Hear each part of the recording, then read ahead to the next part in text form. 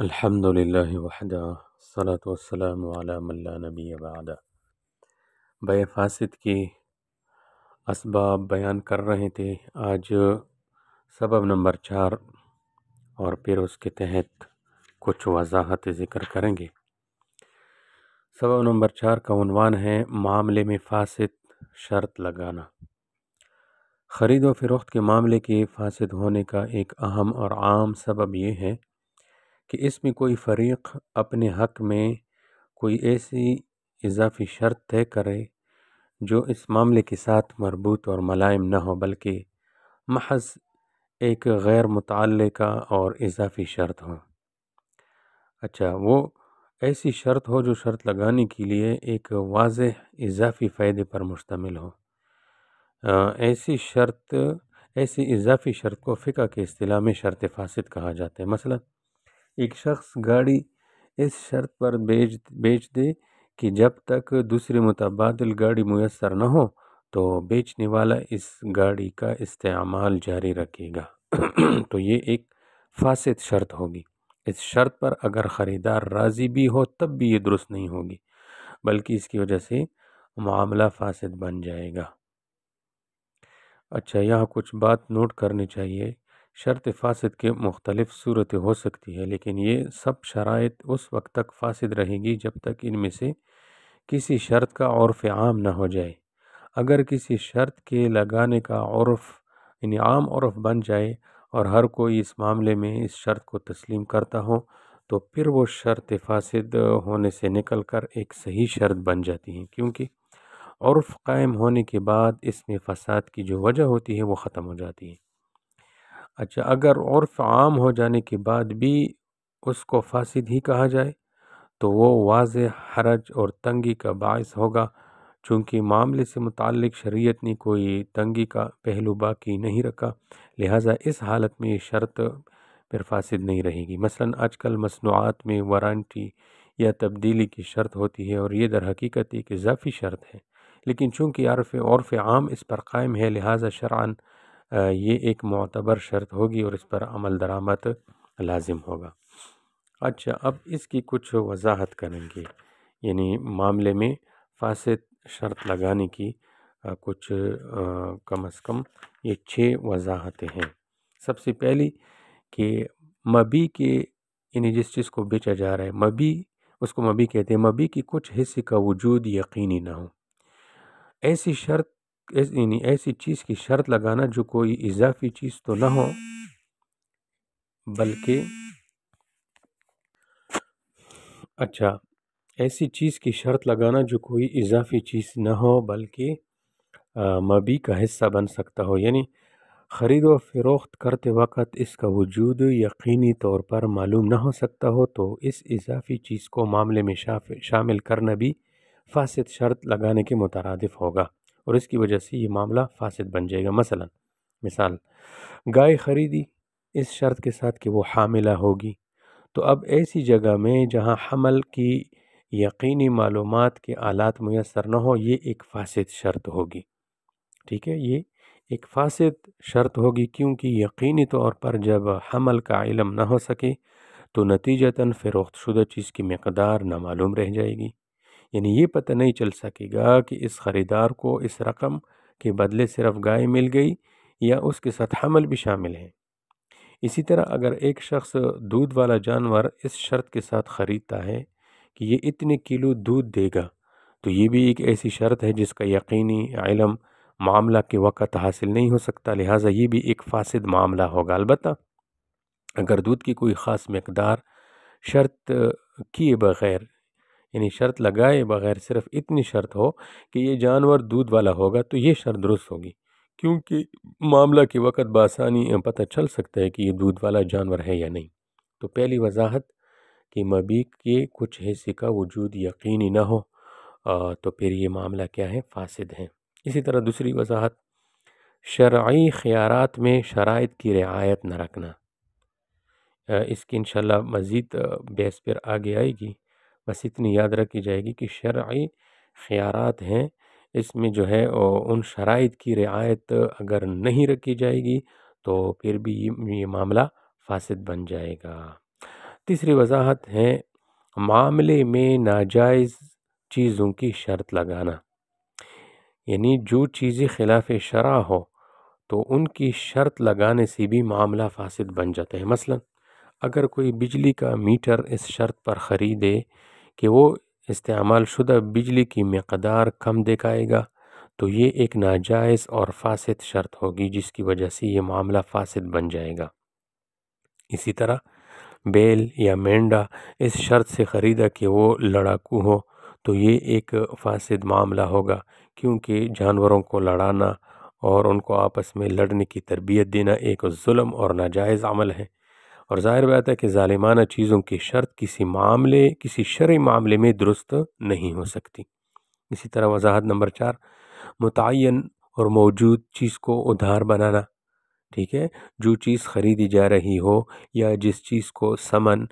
بنایا جائے یعنی پرائس بنایا جائے، اگر وہ چیز کرنسی کے علاوہ کوئی چیز ہو جو اس وقت موجود ہو، نیز اچھا اس سے متعین بھی کیا جائے کہ یہ والی چیز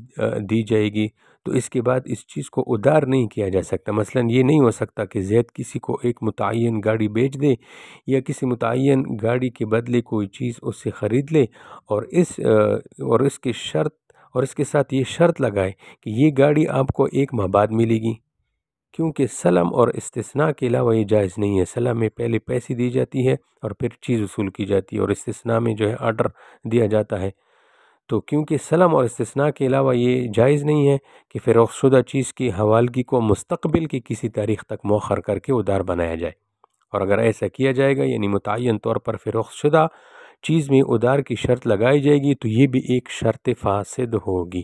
اور اس سے معاملہ فاسد ہو جائے گا۔ اسی طرح 5ویں وضاحت کہ جو شرط معاملہ کی پختگی کا ذریعہ ہو وہ شرط فاسد نہیں ہے،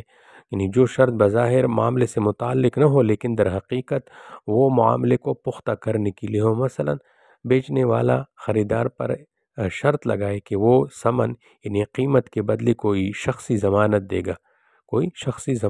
گا یا کوئی چیز بطور گروی دے گا، تو اس طرح کی شرط درست ہوگی بشرطے کہ واقعتاً اس شرط سے فوری اور یقینی طور پر قانونی اور شرعی لحاظ سے اس معاملے کو پختگی ملتی ہو۔ اگر ایسا نہ ہو، مثلا ایک نامعلوم شخص کی ضمانت کی شرط لگانا جس کی تعیین بعد میں کی جائے گی، یا نامعلوم چیز کو گروی رکھنے کی شرط لگانا جس کی تعیین بعد میں کی جائے گی، یہ درست نہیں ہوگا،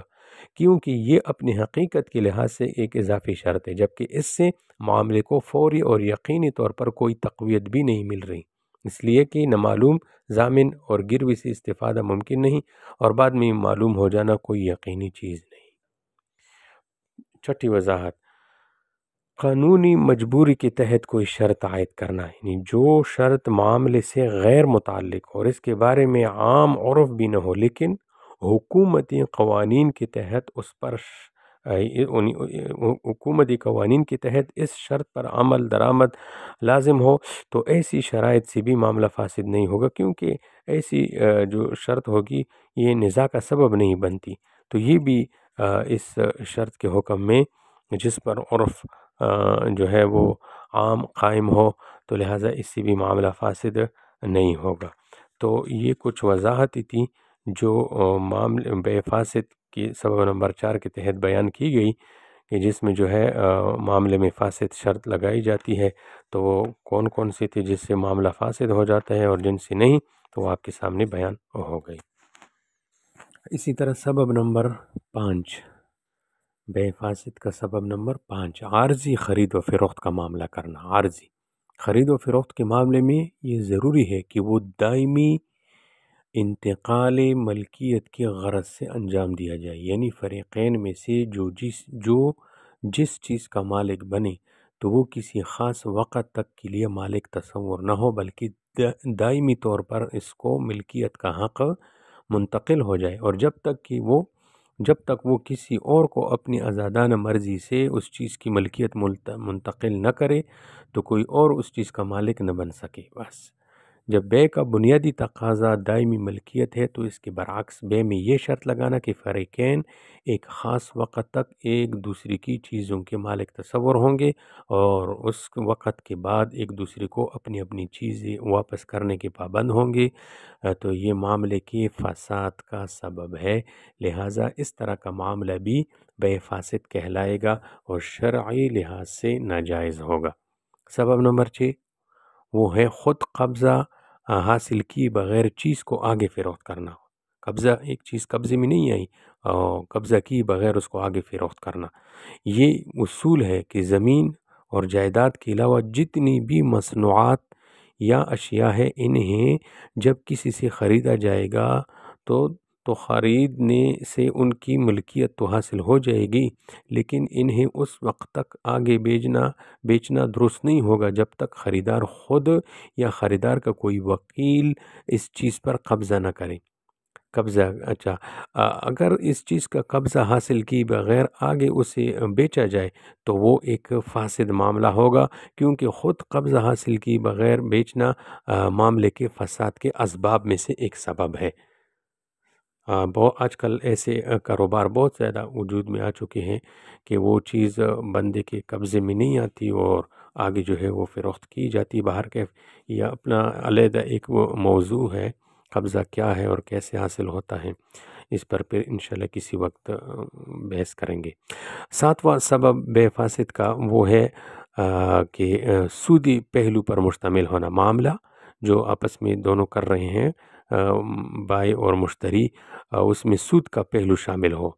تو اگر خرید و فروخت کا کوئی معاملہ سود یا سود کے احتمال اور شبہ پر مشتمل ہو تو وہ ایک فاسد معاملہ قرار پائے گا۔ لہٰذا 1 کلو گندم کو 2 کلو گندم کے بدلے فروخت کرنا یا اندازے اور تخمینہ سے دونوں طرف سے گندم کا تبادلہ کرنا یہ ایک فاسد معاملہ ہے، کیونکہ پہلے معاملے میں سود کا پایا جانا یقینی ہے جبکہ دوسرے میں سود کا احتمال ہے اور شرعی لحاظ سے یہ دونوں ناجائز ہیں۔ تو یہ کچھ اسباب جو ہے بیان کیے گئے ہیں بے فاسد کے بارے میں۔